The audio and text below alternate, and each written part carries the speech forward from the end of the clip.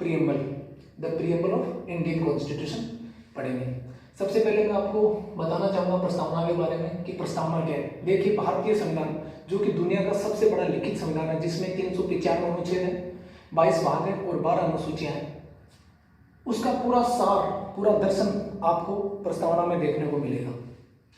इसके बाद में भारतीय संविधान की जो प्रस्तावना है उसका स्रोत क्या है, तो उसका स्रोत 13 दिसंबर 1946 को पंडित जवाहरलाल नेहरू द्वारा लाए गए उद्देश्य प्रस्ताव ऑब्जेक्टिव रेजोल्यूशन है, जिसको 22 जनवरी 1947 को संविधान सभा ने एक्सेप्ट किया था। तो ये भारतीय संविधान का स्रोत है।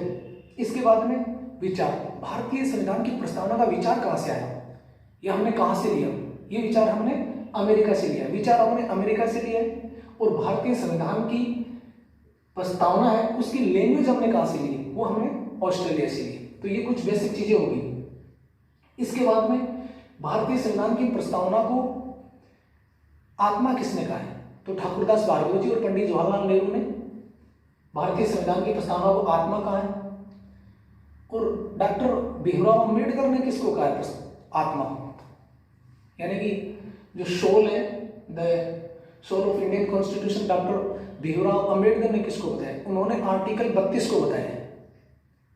आर्टिकल 32 क्या है, the right to constitutional remedies, यानी कि संवैधानिक उपचारों का अधिकार, उसको उन्होंने भारतीय संविधान की आत्मा कहा है। कई बार क्वेश्चन आ भी जाता है कि डॉक्टर भीमराव अंबेडकर ने भारतीय संविधान की आत्मा किसको कहा है, तो ये ध्यान रखना है, प्रस्तावना नहीं है, उन्होंने आर्टिकल 32 को संवैधानिक उपचारों के अधिकार को कहा है। उन्होंने ऐसा माना कि अगर आर्टिकल 32 को हम संविधान से निकाल देते हैं तो पूरा संविधान ऐसे ही है जैसे किसी इंसान से आत्मा निकाल दी जाए।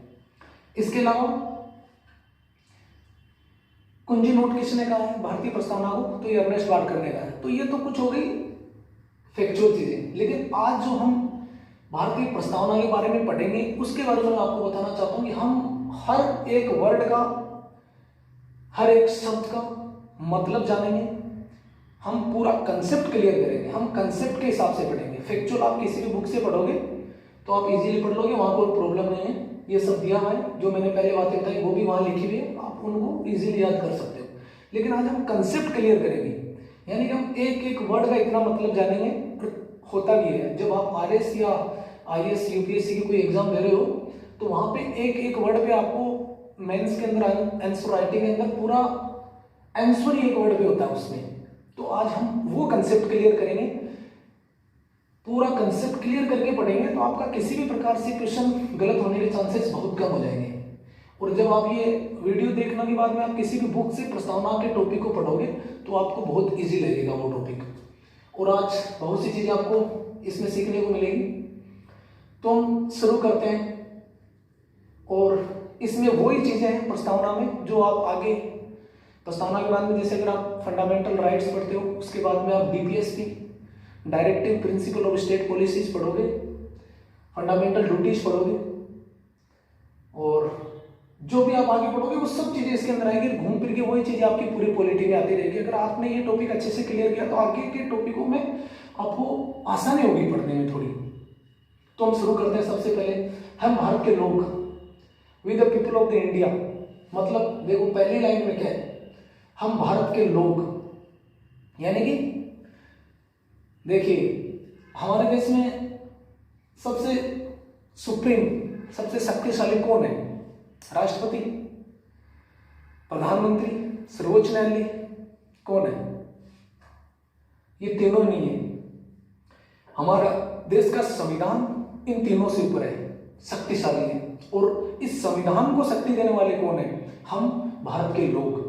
अगर कभी ऑप्शन में ऐसा क्वेश्चन आ भी जाए कि हमारे देश में सबसे शक्तिशाली कौन है, अगर ऑप्शन 4 में ये आता है कि राष्ट्रपति है, प्रधानमंत्री है, सर्वोच्च न्यायालय और संविधान है, तो वहां पे आंसर आपका संविधान होगा। अगर ऑप्शन में जैसे राष्ट्रपति की जगह आ गई हम भारत के लोग या देश की जनता, तो सुप्रीम कौन है, तो देश की जनता सुप्रीम है, क्योंकि संविधान को भी शक्ति देने वाले कौन है, हम भारत के लोग। तो यहाँ पे हम भारत के लोग, भारत को एक, यानी हम भारत के लोग भारत को कैसा बनाना चाहते हैं, हम भारत के लोग भारत को एक संपूर्ण प्रभुत्व संपन्न। अब देखिए यहाँ पे आ गया संपूर्ण प्रभुत्व संपन्न।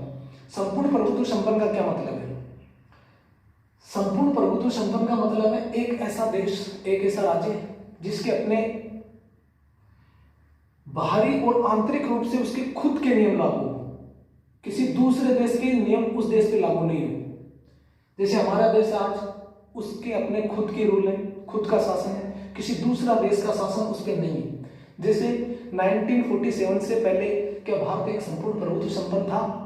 आंसर है नहीं, क्योंकि उस समय भारत में भारत का रूल नहीं, ब्रिटिश रूल था।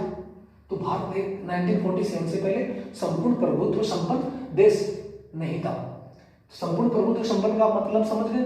लेकिन कई बार ऐसा मतलब बातें होती भी है कि भारत कॉमनवेल्थ देशों का, राष्ट्रमंडल देशों का सदस्य है, जो कि राष्ट्रमंडल देश हुआ है जो कभी ब्रिटिश के या ब्रिटेन के अधीन रहे। तो फिर हम संपूर्ण प्रभुत्व संपन्न कैसे हैं? लेकिन ऐसा नहीं है। ये एक ऐसा ही है, आपको मैं एक एग्जाम्पल के थ्रू बताता हूँ।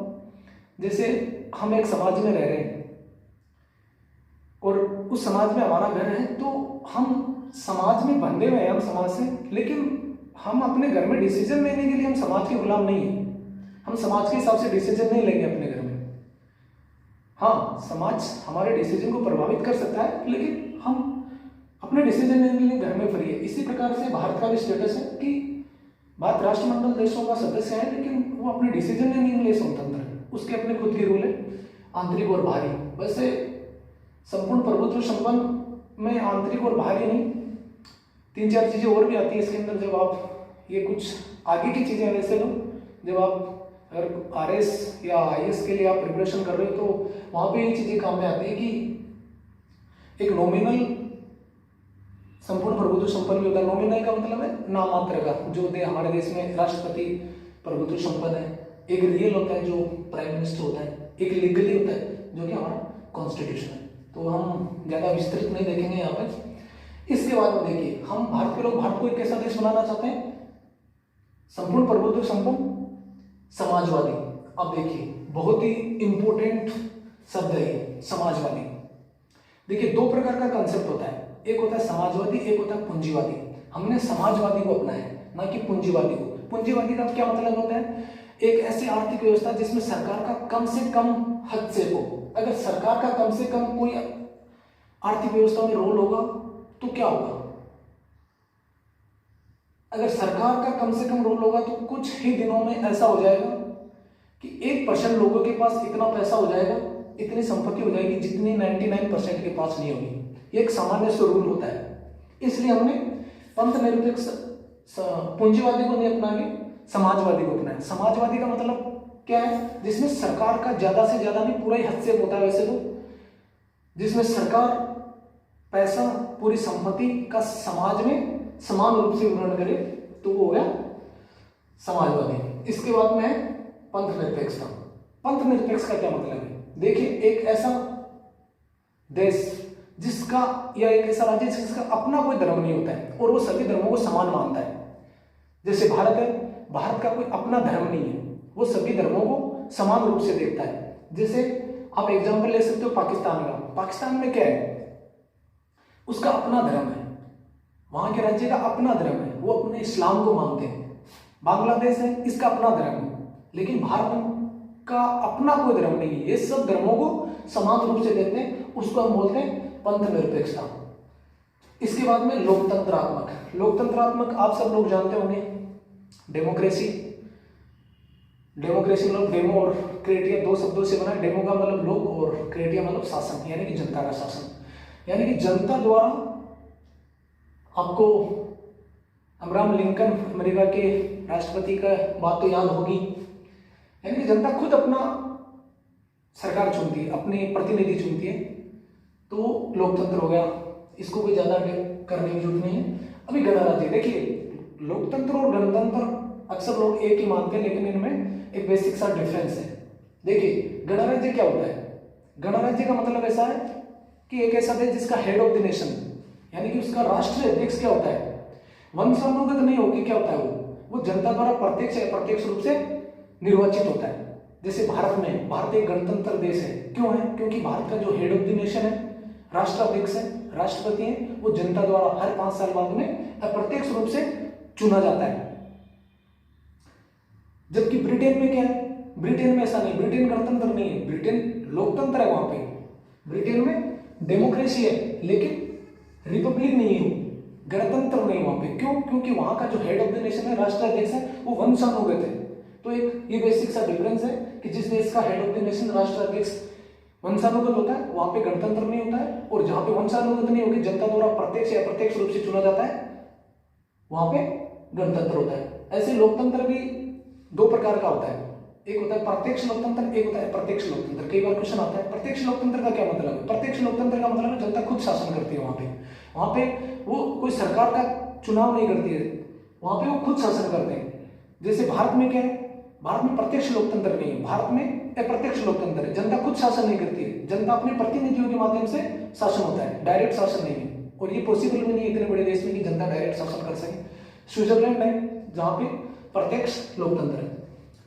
तो हम भारत के लोग भारत को एक संपूर्ण प्रभुत्व संपन्न समाजवादी पंथ निरपेक्ष लोकतंत्रात्मक गणराज्य बनाने के लिए तथा उसके समस्त नागरिकों को सामाजिक, आर्थिक और राजनीतिक न्याय, ये देखिए बहुत ही इंपॉर्टेंट।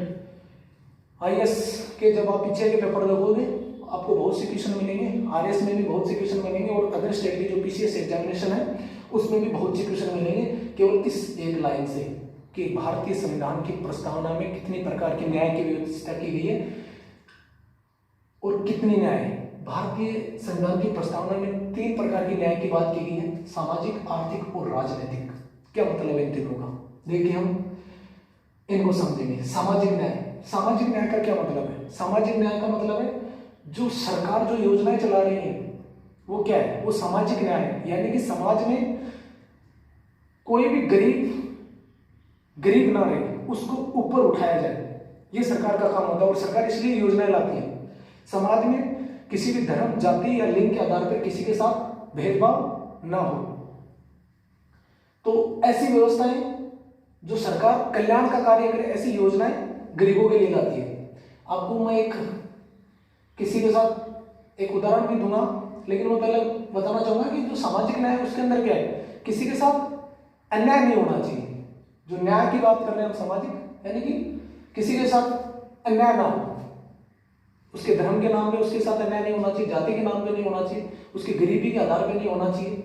कोई गरीब है उसके साथ अन्याय नहीं होना चाहिए। ये नहीं हो कि कोई पैसे वालों को न्याय मिले और जो गरीब है उनको नहीं मिले। देखिए मैं आपको उदाहरण देता हूं। एक माँ है, अगर उसके 2 बच्चे हैं तो उसको दोनों बच्चे से कितना प्रेम करना चाहिए उसको?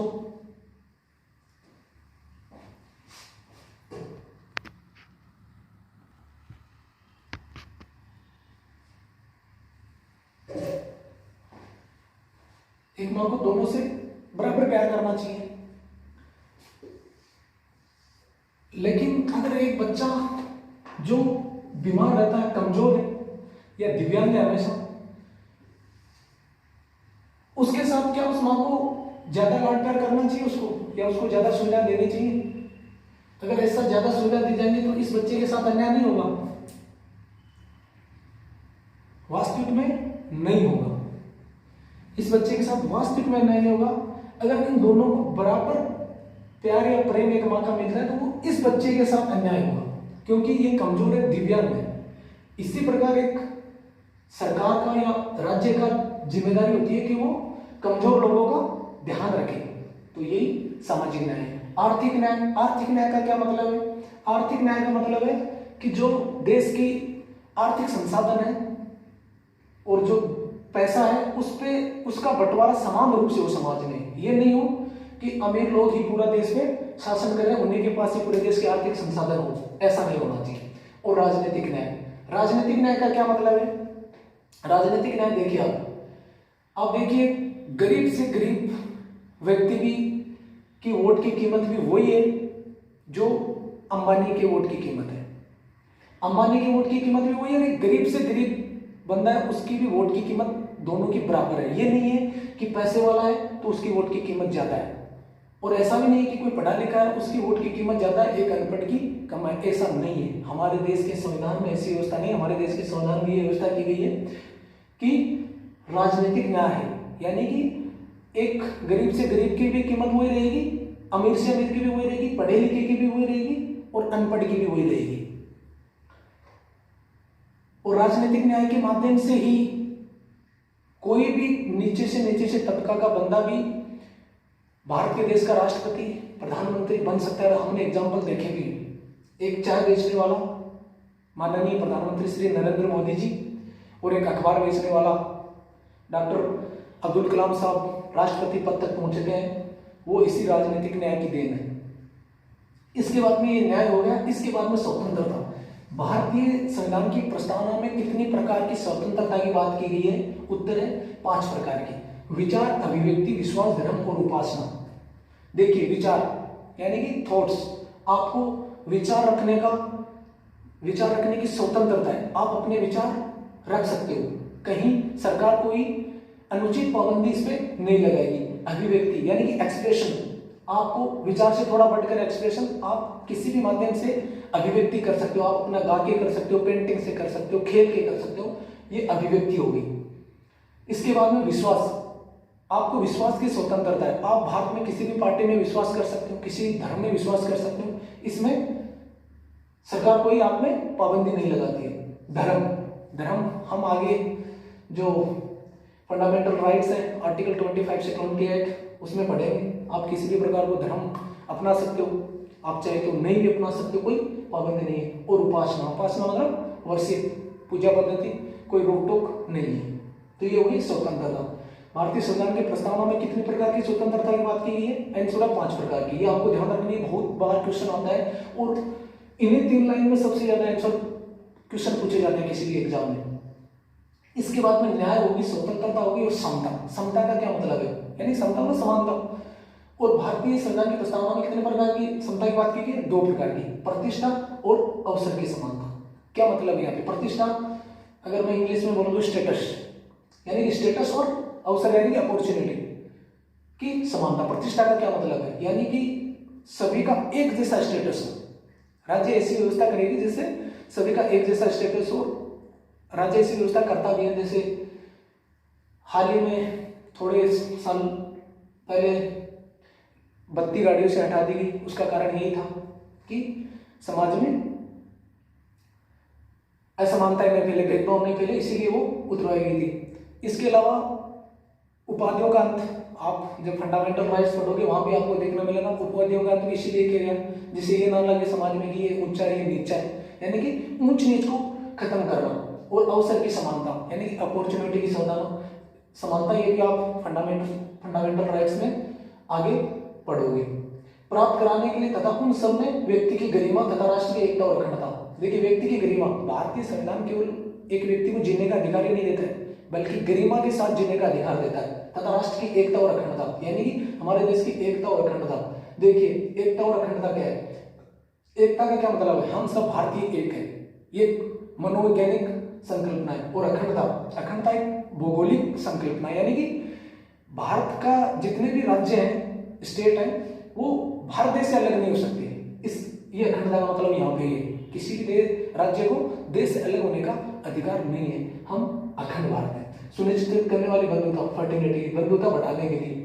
तो बंधुता आप जब फंडामेंटल ड्यूटीज पढ़ोगे आर्टिकल 51A में, तो वहां पे आपको इसका बंधुता का और ज्यादा विवरण मिलेगा। बढ़ाने के लिए दृढ़ संकल्प होकर अपनी संविधान सभा में आज तारीख 26 नवंबर 1949 को, ये तारीख बहुत इंपॉर्टेंट है। इस दिन हमारा संविधान बनकर तैयार हुआ था 26 नवंबर 1949 को। इसके द्वारा इस संविधान सभा को अधिनियमित मतलब संविधान को अंगीकृत मतलब स्वीकार करना, अधिनियमित यानी कि इनेक्ट लागू करना, और आत्मार्पित मतलब सौंपना।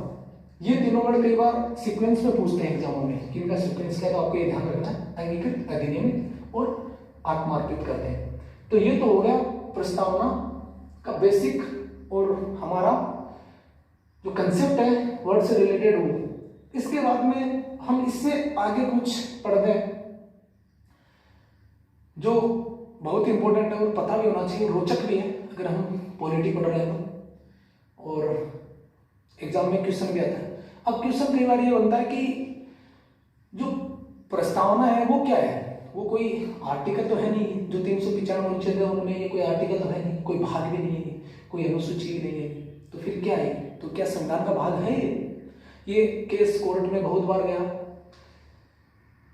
और वहां से कोर्ट ने क्या क्या डिसीजन दिया, आज हम उनके बारे में अध्ययन करेंगे। और हम ये भी पढ़ेंगे क्या जो प्रियम्बल है वो उसको हम संशोधन कर सकते हैं, प्रस्तावना में हम संशोधन कर सकते हैं आर्टिकल 368 के द्वारा। आज जो अनुच्छेद 368 है उसी के द्वारा हम संविधान में संशोधन करते हैं, क्या हम प्रस्तावना में कर सकते हैं। और भारत में प्रस्तावना में संशोधन कभी हुआ है, हुआ तो कब हुआ है, कितनी बार हुआ है, ये हम आगे पढ़ेंगे। देखिए 1907 में बेरुवाड़ी मामला आया था सुप्रीम कोर्ट में। बेरुवाड़ी मामला क्या था एक्चुअली? बेरुवाड़ी 1960 में मामला हुआ था, उसमें क्या था, जो भारत और पाकिस्तान की सीमाएं कुछ ऐसे बंटवारा हुआ था, ऐसे थी जो आज का बांग्लादेश, उसकी बात कर रहा हूँ, उस टाइम पे पाकिस्तान हुआ करता था वो। तो इस ऐसे बॉर्डर पे दोनों ओर से फोर्सेज लगाना दोनों देशों के लिए थोड़ा मुश्किल हो रहा था। उन्होंने इस बॉर्डर को सीधा करने के लिए, कुछ कम करने के लिए उन्होंने भारत को कुछ जमीन उस टाइम पे पाकिस्तान को सौंपना था और पाकिस्तान को भारत का सौंपना था। तो ये केस सुप्रीम कोर्ट में गया कि क्या हम हमारे देश का ऐसी जगह किसी दूसरे देश को दे सकते हैं।